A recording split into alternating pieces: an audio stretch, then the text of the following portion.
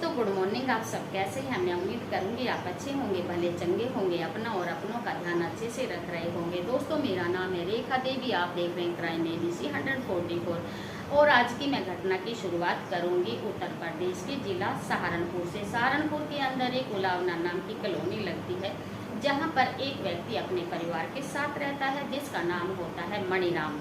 मणिराम ने दो अपनी कपड़ों की दुकान खोल रखी है और उन दोनों कपड़ों की दुकान पर मणिराम ने एक एक नौकर रखा हुआ है और मणिराम की दोनों कपड़ों की दुकान बहुत अच्छे से चलती है, जिससे मणिराम को हर महीने अपने दोनों कपड़ों की दुकानों से 70-80 हजार रुपये तक की इनकम हो जाती है। मणिराम का परिवार खुशहाल परिवार होता है, परिवार में कोई दिक्कत वाली बात नहीं होती है। मणिराम की एक बेटी होती है जिसका नाम होता है प्रियंका। प्रियंका की उम्र होती है 23 साल के आसपास। फिलहाल प्रियंका अपनी पढ़ाई कर रही है और उसकी शादी अभी तक नहीं हुई है। प्रियंका यूपीएससी की तैयारी भी साथ के साथ कर रही है। प्रियंका ने एक सपना देखा है कि वो आगे आने वाले समय में एक बहुत ही अच्छी महिला टीचर बनना चाहती है। मणिराम के घर में एक पालतू कुत्ता भी है जिसका नाम होता है जैक। जैक को मणिराम ने 7 महीने पहले अपने कपड़ों की दुकान के सामने से पकड़ा था और उसे पकड़कर उसकी परवरिश, उसका पालन पोषण बड़े ही प्यार से किया। जैक को हमेशा घर के अंदर बांधकर रखा जाता है क्योंकि जैक किसी भी अनजान व्यक्ति को मणिराम के घर के अंदर घुसने ही नहीं देता है। जैसे जैसे समय आगे बढ़ता है, 6 महीने का वक्त गुजर जाता है।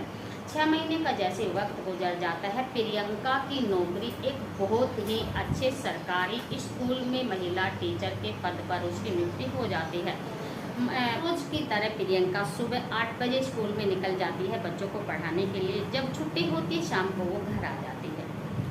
प्रियंका के पड़ोस में एक लड़का रहता है जिसका नाम होता है करमवीर और करमवीर का अक्सर प्रियंका के घर में आना जाना लगा रहता था। एक दिन मणिराम अपने कपड़ों की दुकान पर चला जाता है और प्रियंका घर में अकेली रह जाती है। मौका देखकर करमवीर प्रियंका घर के अंदर आ जाता है और आकर वो बातचीत करना शुरू कर देता है।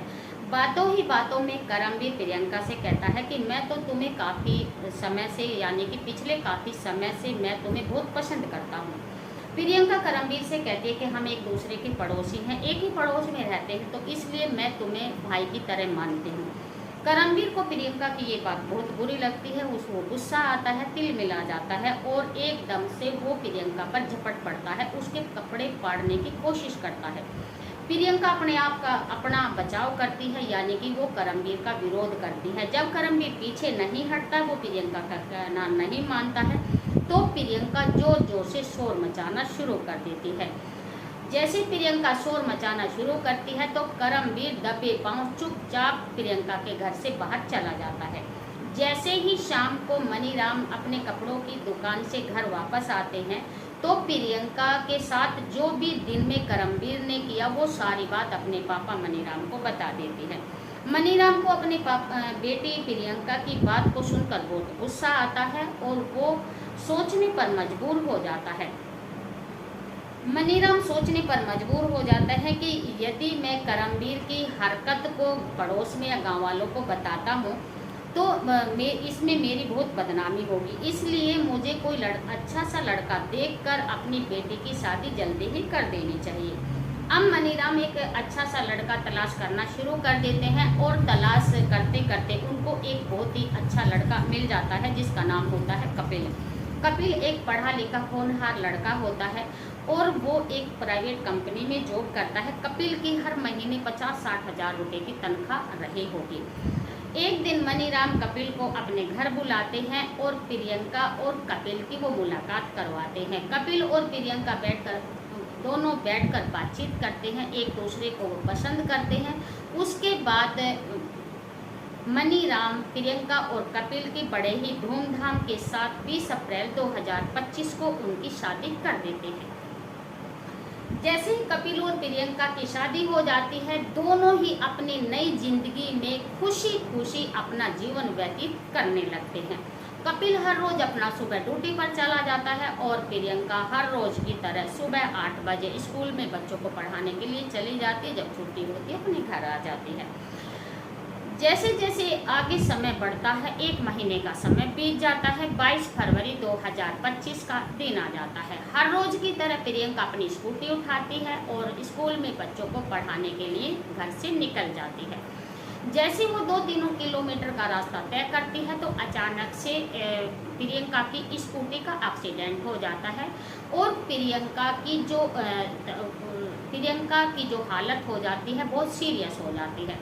रास्ते पर यानी कि सड़क पर आने जाने वाले कुछ जो लोग होते हैं वो प्रियंका को उठाते हैं, नज़दीकी हॉस्पिटल में उपचार के लिए लेकर जाते हैं और हॉस्पिटल में ले जाकर भर्ती कर देते हैं। डॉक्टर साहब प्रियंका का इलाज करना शुरू कर देते हैं। 1 घंटे के बाद जैसे ही कपिल और मनीराम को प्रियंका की दुर्घटना के बारे में पता चलता है तो वो दौड़कर एकदम से हॉस्पिटल में पहुंच जाते हैं। हॉस्पिटल में जाने के बाद कपिल डॉक्टर साहब से मुलाकात करता है और मुलाकात करने के बाद वो अपनी पत्नी प्रियंका की तबीयत के बारे में डॉक्टर साहब से पूछते हैं कि अब मेरी पत्नी की हालत कैसी है। डॉक्टर साहब कपिल को बताते हैं कि इस दुर्घटना के कारण तुम्हारी पत्नी का जो चेहरा है वो पूरी तरह खराब हो गया है। अब तुम्हारी पत्नी प्रियंका अब पहले की तरह सुंदर नहीं रही। जैसे ही कपिल डॉक्टर साहब की बात को सुनते हैं तो वो एकदम से परेशान हो जाते हैं, दुखी हो जाते हैं, उनके पैरों तले से जमीन निकल जाती है। मनीराम भी अपनी बेटी की हालत पर काफ़ी दुख महसूस करते हैं।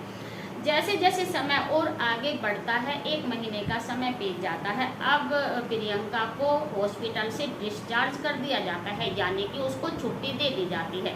कपिल अपनी पत्नी प्रियंका को लेकर अपने घर आ जाते हैं और वो लेकिन अपनी पत्नी को वो पहले की तरह प्यार नहीं करते हैं कि प्रियंका का इस दुर्घटना में चेहरा पूरी तरह खराब हो चुका होता है। कपिल मन ही मन अपनी पत्नी को तलाक देने का विचार बना लेते हैं। अब कपिल के जो यार दोस्त होते हैं वो भी कपिल को ताना मारते हैं कि यार अब तो हमारी जो भाभी है वो पहले की तरह सुंदर नहीं दिखती हैं। कपिल अपनी पत्नी का तलाक देने का विचार तो बना ही लेता है। अब उसे अपने दोस्तों की बात भी बहुत बुरी लगती है। अब जैसे समय और आगे बढ़ता है तो कपिल अपनी पत्नी प्रियंका को तलाक दे ही देता है। प्रियंका अपने घर अपने पापा मनीराम के साथ वापस आ जाती है और आकर अपने घर में रहने लगती है।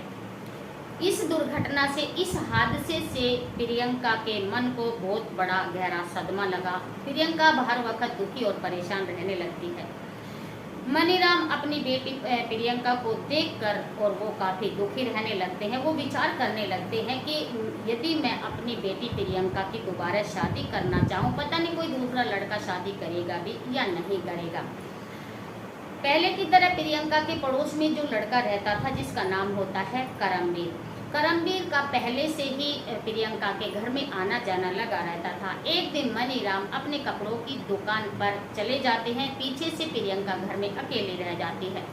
मौका पाकर करमवीर मनीराम के घर में आ जाते हैं और आकर वो प्रियंका से बातचीत करना शुरू कर देते हैं। बातों ही बातों में करमवीर प्रियंका से कहता है कि इस दुर्घटना के कारण भले ही तुम्हारा चेहरा खराब हो गया है, लेकिन मैं पहले की तरह तुम्हें दिल से प्यार करता हूँ और चेहरा खराब होने से यदि कोई लड़का तुम्हारे साथ शादी भी करना नहीं चाहता है तो मैं तुम्हारे साथ शादी भी करने के लिए तैयार हूँ। प्रियंका फिर करमवीर से कहती है कि हम पड़ोसी हैं और हम एक दूसरे के पड़ोसी हैं, पड़ोस में रहते हैं, मैं तुम्हें भाई की तरह मानती हूँ। करमवीर घर में जैक के बंधे होने का फायदा उठाता है। वो जैसे ही प्रियंका की बातों को सुनता है उससे से तिल मिला जाता है, उसको बहुत बुरा लगता है। वो एकदम से प्रियंका पर झपट पड़ता है। प्रियंका काफ़ी विरोध करती है, अपने आप को छुड़ाने की कोशिश करती है, लेकिन आज करमवीर के अपने मंसूबों में कामयाब हो जाता है। करमवीर प्रियंका के कपड़ों को पकड़कर घसीटते हुए वो बेडरूम के अंदर लेकर चला जाता है, लेकिन फिर भी प्रियंका हारी नहीं मानती है। वो बहुत जोर जबरदस्ती करती है, जैसे तैसे करके वो करमवीर के चंगुल से अपने आप को छुड़ाकर वो बेडरूम से बाहर आंगन में आ जाती है। आंगन में आकर प्रियंका सबसे पहले जैक को खोल देती है। जैक खुलते ही करमवीर पर झपटता है और झपट कर वो करमवीर के पैर में 3-4 जगह काट लेता है। करमवीर जैक से अपने आप को बचाता हुआ चीखता चिल्लाता वो प्रियंका के घर से बाहर निकल जाता है। जब सुबह होती है तो प्रियंका के दरवाजे पर जैक उनको मरा हुआ मिलता है। अब प्रियंका को सोचने में कोई देर ही नहीं लगती है, तो प्रियंका सोचने पर मजबूर होती है कि जो भी हुआ है जैक के साथ ये सब करा धरा करमवीर का है और कोई भी ऐसा नहीं कर सकता। जब दोपहर के 11 बजे का समय हो जाता है तो प्रियंका नज़दीकी पुलिस स्टेशन में करमवीर के खिलाफ रिपोर्ट लिखाने के लिए चली जाती है। जैसे ही प्रियंका पुलिस स्टेशन के अंदर जाती है, वो पुलिस अधिकारी से कहती है कि हमारे पालतू कुत्ते जैक को हमारे पड़ोसी करमवीर ने मारकर हमारे दरवाजे पर डाल दिया है। पुलिस अधिकारी प्रियंका से कहते हैं कि तुम्हारे पास क्या प्रूफ है कि उसी लड़के ने तुम्हारे पालतू कुत्ते को मारा है? तुम्हारे पास कोई प्रूफ ही नहीं है। प्रियंका के इस मामले पर जो पुलिस अधिकारी होते हैं वो गंभीरता से इसको नहीं लेते हैं और वापस ही प्रियंका से कह देते हैं कि तुम इस झमेले में क्यों पड़ती हो और तुम्हें शक है, तुम्हारे पास कोई प्रूफ नहीं है कि तुम्हारे पड़ोसी करमवीर ने तुम्हारे पालतू कुत्ते जैक को मार दिया है। प्रियंका को बहुत मायूसी का सामना करना पड़ता है। वो अपने घर वापस आ जाती है और वो सोचने पर मजबूर हो जाती है कि हमारे पालतू कुत्ते जैक के साथ जो भी किया सब कराधरा करमवीर का है और मैं भी करमवीर को सबक सिखाकर ही रहूंगी। 24 अगस्त 2025 का दिन आ जाता है। प्रियंका एक दुकान पर जाती है और वहां से एक जहरीला पदार्थ खरीद कर लाती है। उसके बाद प्रियंका बहुत स्वादिष्ट खीर बनाती है और उस जहरीले पदार्थ को वो खीर में मिला देती है। प्रियंका उस खीर को लेकर करमवीर के घर जाती है, लेकिन उस दिन ना तो करमवीर घर मिलता है और ना उसके पापा रविदत्त घर पर मिलते हैं। करमवीर की माँ ही प्रियंका को घर पर मिलती है, यानी कि मनसा देवी घर पर मिलती है। प्रियंका मनसा देवी को कहती है कि मैंने स्वादिष्ट और स्पेशल ये करमवीर के लिए खीर बनाई है, जैसे करमवीर घर पे आता है तुम ये खीर करमवीर को खिला देना। मनसा देवी भी खुश हो जाती है और उस खीर को फ्रिज में रख देती है। जैसे शाम को करमवीर घर पहुंचता है और रविदत्त घर पर पहुंचते हैं, मनसा देवी फ्रिज में से खीर को निकालती है और कुछ खीर खाने के लिए करमवीर को दे देती है, कुछ खीर वो रविदत्त को देती है। लेकिन रविदत्त की आज तबीयत खराब होती है, रविदत्त उस खीर को नहीं खाता है। जो खीर बची हुई थी उसको मनसा देवी खा लेती है। खीर खाने के बाद जैसे ही 1 घंटे का समय बीतता है और मनसा देवी और करमवीर की तबीयत खराब होने लगती है। जैसे दोनों माँ बेटों की तबीयत खराब होने लगती है तो रविदत्त उन दोनों को नज़दीकी हॉस्पिटल में उपचार के लिए लेकर जाते हैं।